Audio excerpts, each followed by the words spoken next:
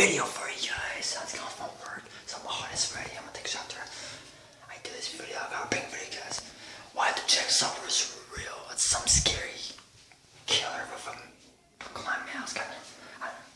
I heard of one before, but I never done a video, so smash the like button, subscribe. Let's get it. I'll show you a picture now.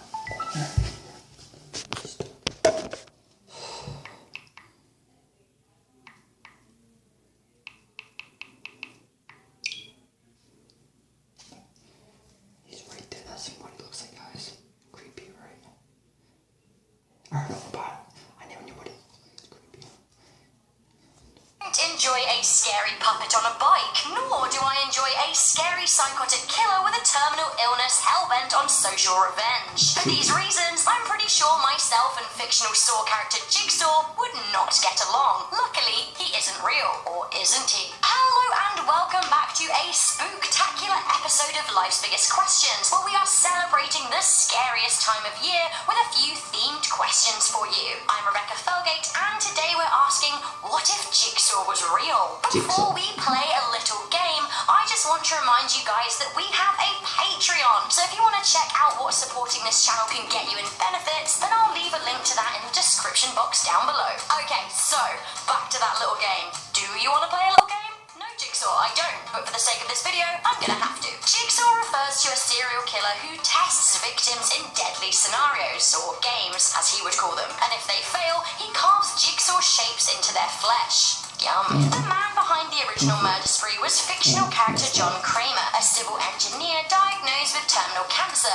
which somehow drives him to kill people he doesn't think appreciate life. Then, after the cancer takes hold of him, copycats who consider themselves apprentices start popping up. So, what if this was all real? So actually, in a few cases of life imitating art, there have been some sickos inspired by the Saw movies who have drawn inspiration from the franchise, deciding to enact their own brutal killings. In 2013, Matt Tinling mimicked scenes from Saw 6 when he killed Richard Hamilton at a homeless hostel in London. He tried to sever Hamilton's spinal cord, as he had seen in Saw, or so the jury heard. This nasty trick has earned him 30 years in prison. In 2009, a mother from Salt Lake City turned her own child into the police as she heard him and his friends plotting to kill 2 students and a police officer in a game-like death play scenario. They had even purchased cameras to record the murders, and when questioned, they said they wanted to harm people that had harmed others. This is just 2 of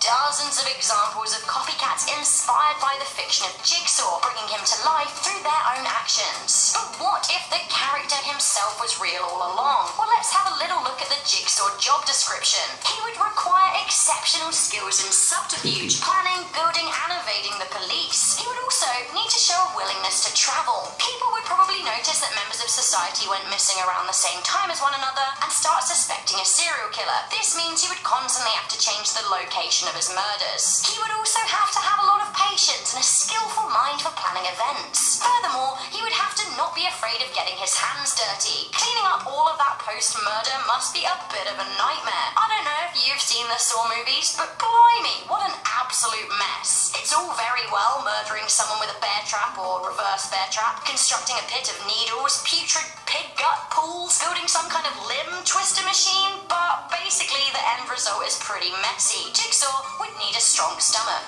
Okay, but jokes aside, historically there have been men and women like Jigsaw out there. There are still serial killers out there, many of which believe they're enacting their own form of social justice. In 2006, Stephen Wright served as a modern-day Jack the Ripper as he murdered 5 women in the sleepy town of Ipswich, England. There is currently an unknown killer murdering people along the so-called Highway of Tears in Canada. There's the Long Island serial killer, the Mexican Ripper, and a killer on the loose in South Africa targeting gay men. The list of those we know about goes on, and then of course there's those that we don't know about yet. Perhaps what makes Saw such a scary and compelling, if at times a little ridiculous, franchise is because we all know that dark people like Jigsaw are out there, and we don't want them to take issue with us. However, it is important to note that despite the real-life existence of people like Jigsaw, for every sick, twisted individual, there are hundreds, if not thousands, of good people who act within the law to bring these kinds of people to justice. In other words, any real-life Jigsaw's days are numbered. Do you want to play a game? Spooky, spooky, Halloween, don't worry, Jigsaw isn't real, but other bad people are. But what can you do other than just be safe and aware and good? Thanks, that's my Halloween ditty for you. Remember that when you're out trick-or-treating this year. So that is this episode of Life's Biggest Questions done with.